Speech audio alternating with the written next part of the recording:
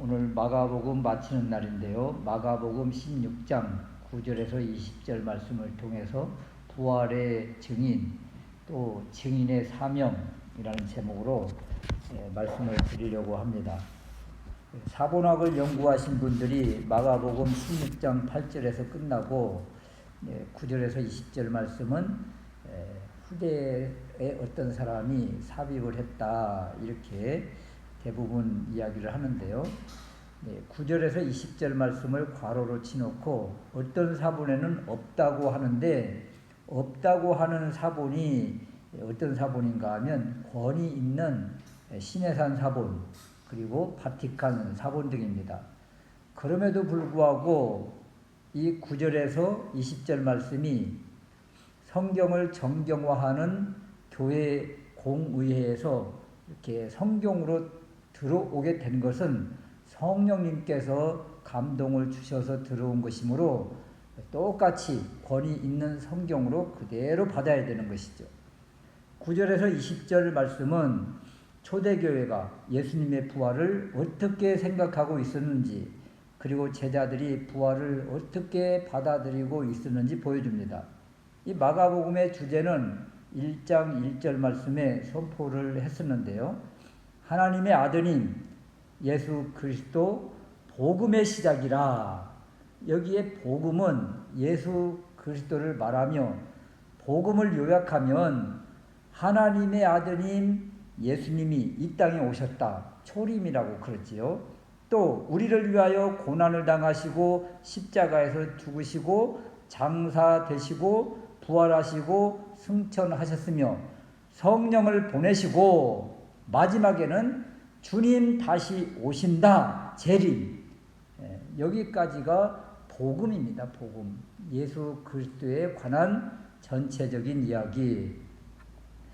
특별히 오늘 마가복음을 마치는 책거리 시간인데요. 지금까지 초림, 또 고난받으시고 죽으심, 장사되시고 부활하심, 그리고 오늘 19절 말씀에 하늘로 들림, 승천하시고 20절 말씀에 제자들이 나가 두루 선포할 때 주께서 함께 역사하사 누굽니까? 성령님이 오셔서 성령님이 같이 역사하시는 이런 모습을 보여주고 계시지요. 그러면 무엇만 남았는가? 마지막 재림인 주님 다시 오신 이것만 지금 남은 거예요. 오늘 마가복음 마지막 말씀에서 그렇다면 이 복음에서 우리에게 주시는 메시지가 무엇일까? 첫 번째는요, 부활의 소식을 듣고도 믿지 않는 그들을 끝까지 기다려주시는 예수님이시다. 8절 말씀에 부활하신 예수님을 만난 여자들이 심히 놀라 떨며 도망치듯 무덤에서 나온 뒤 아무에게 아무 말도 하지 못하더라. 또 11절 말씀에 막달라 마리아가 부활하신 예수님을 만나고 부활하신 예수님을 만났어 라고 예수님과 함께하던 사람들에게 전했는데 듣고도 믿지 아니하니라. 또 12절 말씀에 두 사람이 시골로 갈 때에, 이 사건은 누가복음 24장 13절 이하에 나온 말씀인데, 예루살렘에서 엠마오로 내려가는 두 제자인데 이들이 예수님과 대화하며 내려가다가 눈이 밝아져 예수님을 알아보는 순간 예수님이 보이지 않았지만 깨닫고 즉시 예루살렘으로 돌아와서 남은 제자들에게 알렸으되, 부활하신 예수님을 만났다고 알렸지만 13절 말씀 역시 믿지 아니하니라. 제자들 너무도 답답할 정도로 지금 믿지 않는 이런 모습이죠. 그리고 요한복음에 보면 도마 사건 우리가 너무도 잘 알잖아요. 제자들이 부활하신 주님 만났다고 이 도마에게 이야기를 하니까 요한복음 20장 25절 말씀에 손에 못자국에 내 손을 넣어보고 옆구리에 내 손을 넣어보지 않고는 믿지 않겠다. 그러면 직접 보면 믿을 수 있을까요? 직접 보면 마태복음 28장 16절에서 17절 말씀인데 부활하신 예수님과 함께 경배하는데도 의심하는 이들이 있더라. 이거 뭐 직접 만나고 같이 예배드리고 경배하는데도 불구하고 의심하는 사람이 있어요. 왜 이렇게 더디 믿을까? 아니요, 왜 안 믿으려고 귀를 막고 눈을 감고 있을까? 마가복음 16장 14절에 그 이유가 나와 있는데요. 11 제자가 음식 먹을 때에 예수께서 저희에게 나타나사, 지금 11 제자가 뭐하고 있어요? 음식 먹고 있어요.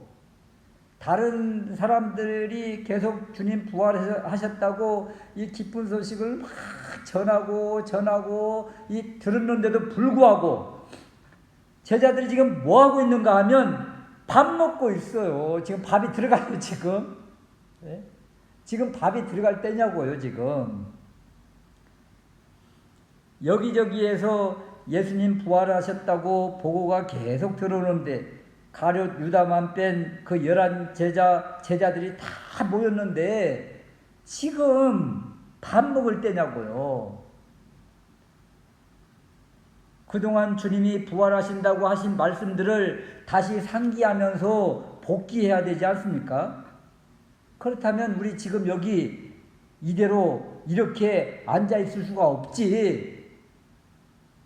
그런데 이들 지금 앉아서 먹고 있다.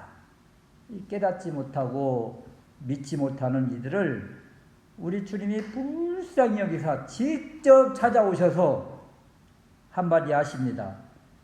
저희에게 믿음이 없는 것과 마음이 완악한 것을 꾸짖으시더라. 여기 믿음이 없다. 지금 믿음이 없다. 이 아피스티아라는 단어를 쓰고 있는데 조그만한 믿음도 없는 상태예요. 불신, 믿음이 없는 것이 아니라 아예 믿지 않습니다. 부활이라는 마음을 아예 닫아버린 거예요.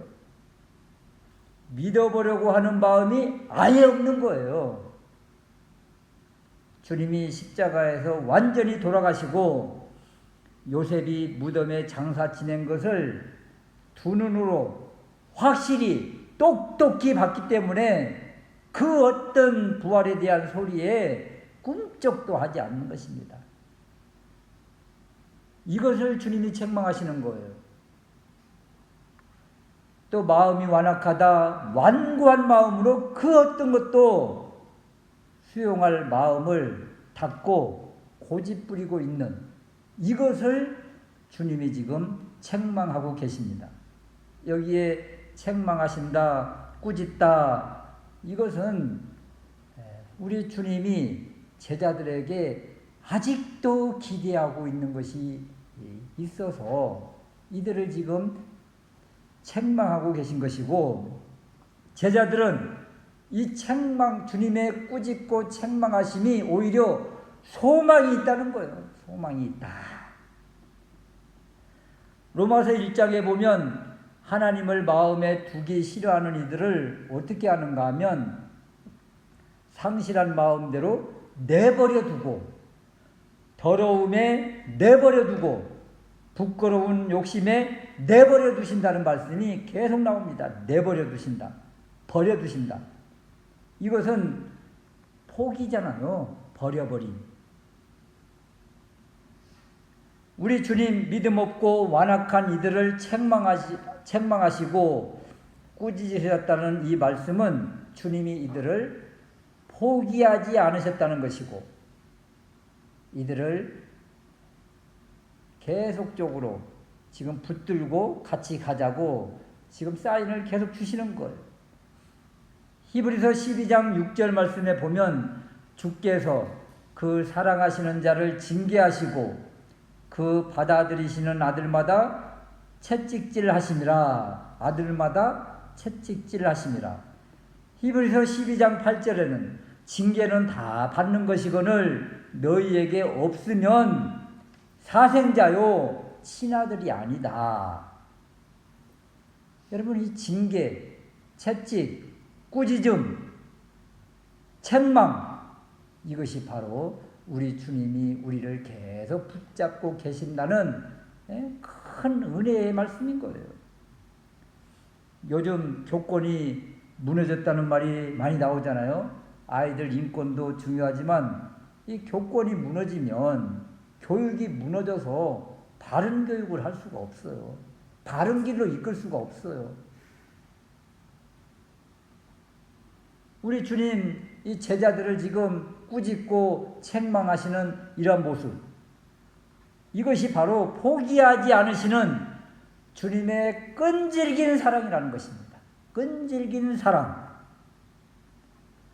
마가복음을 읽을 때마다 다가오는 메시지가 그거잖아요. 제자들을 향해서 그렇게도 깨달음이 없느냐, 그렇게도 믿음이 없느냐, 마지막 16장까지 와서도 그렇게 믿지 않느냐. 이렇게 답답한 제자들에게 중차대한 부활의 복음의 증언의 그 사명, 증인의 사명을 우리 주님이 맡기고 계시는 거예요. 무슨 의미입니까 이게?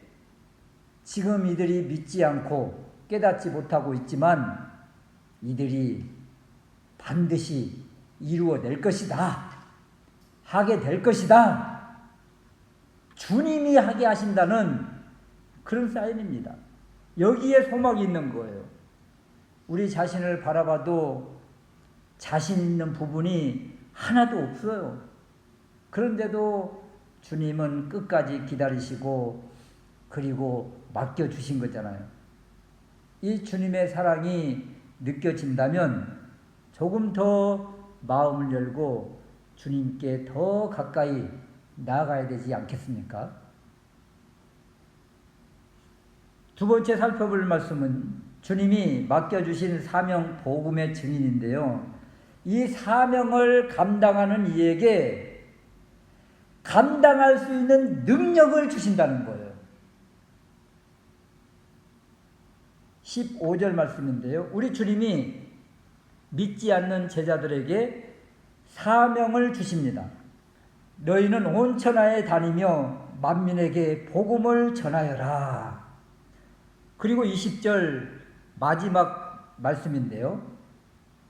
제자들이 나가 두루 선포했다. 듣고도 믿지 않던 이들이 주님과 함께 경배하면서도 의심하던 이들이 어떻게 이렇게 변화가 되었을까? 사도행전을 알고 있는 우리야 오순절 성령 강림, 성령님이 오셔서 이런 큰 일이 일어났지 이렇게 알 수 있지만 사도행전이 없는 상태에서 마가복음만 가지고 있다면 제자들이 맡은 사명을 어떻게 온전히 감당할 수가 있었을까? 그런데 15절에서 16절 이 사명을 주시고 또 20절 놀라운 사역을 감당하는 이 모습 가운데 그 가운데 부분, 이 샌드위치 기법인데요. 17절에서 18절 이 말씀을 주셨기 때문에 가능했겠구나, 이것을 알 수가 있는 거예요. 17절에서 18절 말씀, 믿는 이들에게 주신 표적이 있기 때문입니다.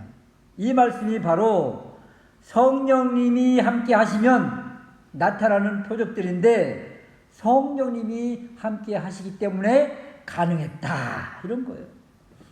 17절 말씀에 믿는 이들에게는 이런 표적이 따르리니 주님의 이름으로 악한 영을 쫓아내며, 우리 예수님께서 제자들 앞에서 이 악한 영을 쫓아내는 부분을 얼마나 많이 보여주셨어요. 우리 제자들도 이런 일을 할 수 있게 된다. 새 방언을 말하며, 오순절 성령님이 임하니까 각 족속 방언으로 말하게 하심을 따라 말하더라. 사도행전 2장의 모습 아닙니까? 또 고린도전서 14장에 보면 사도 바울은 방언은 영으로 하는 기도라, 이렇게 영으로 하는 이 기도의 능력을 주신다고 약속을 하십니다. 또 뱀을 집으며 무슨 독을 마실지라도 결코 해를 입지 아니하며, 뱀을 집으며, 여러분 실제로 사도 바울이 멜리데 섬에서 뱀에 물렸지만 아무 일도 일어나지 않더라. 뱀을 집어도 해를 당하지 않는 일이 있었던 거예요. 무슨 독을 마실지라도 결코 해를 입지 아니하며, 이 구절을 대할 때 어떤 목사님이 생각이 났어요. 30년 전에 그 목사님에 대한 책을 읽었던 적이 있습니다. 그리고 그분의 음성이 녹음되어 있는 테이프를 달고 닳도록 이렇게 읽었던 적이 있는, 여러분 김요석 목사님이라는 이름을 한 번이라도 들어보신 적이 있습니까?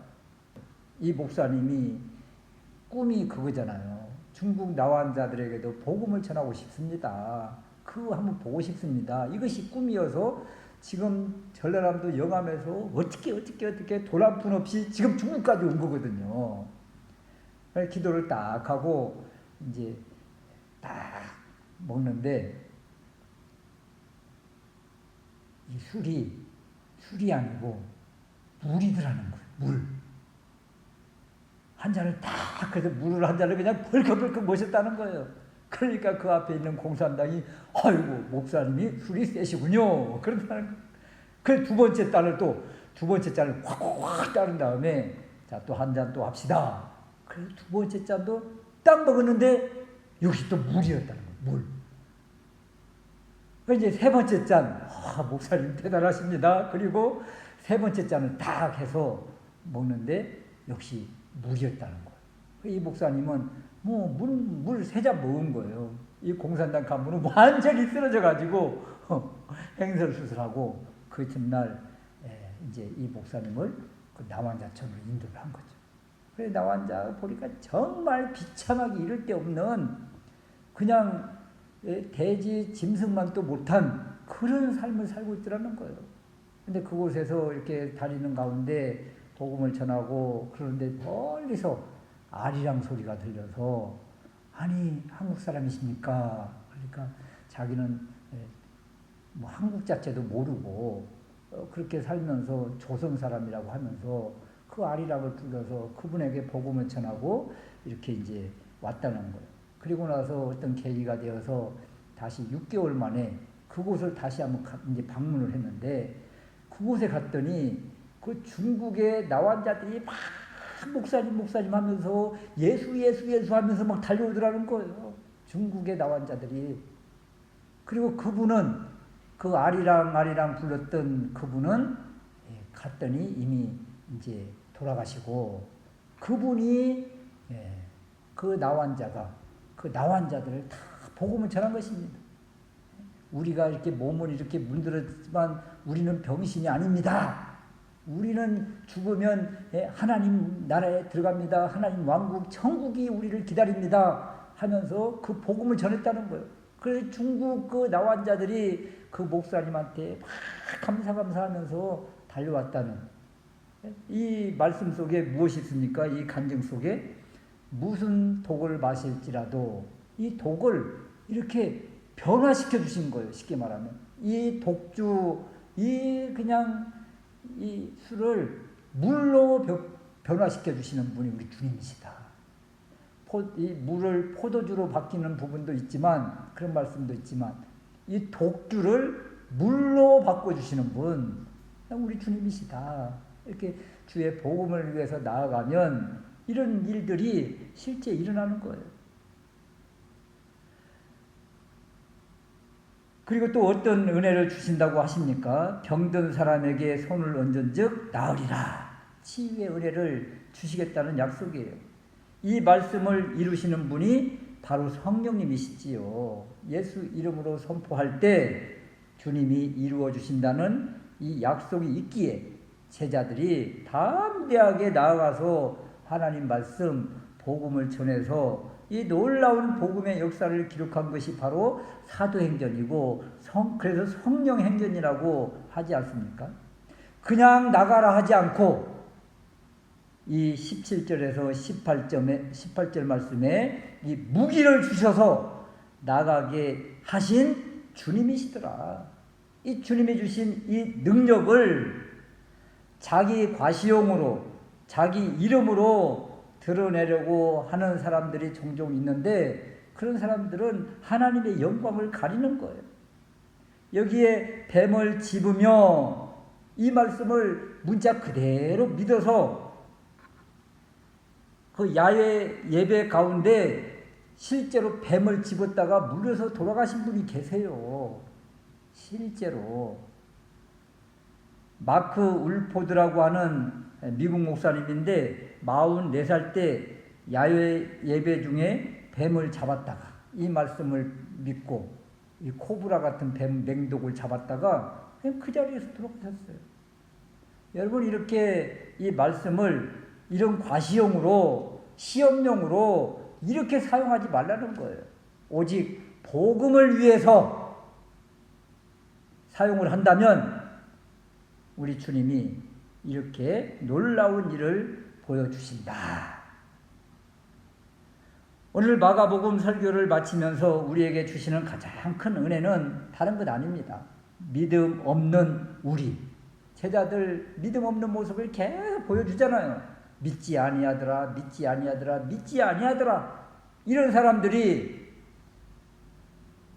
주님의 복음을 증거하고 마지막에는 다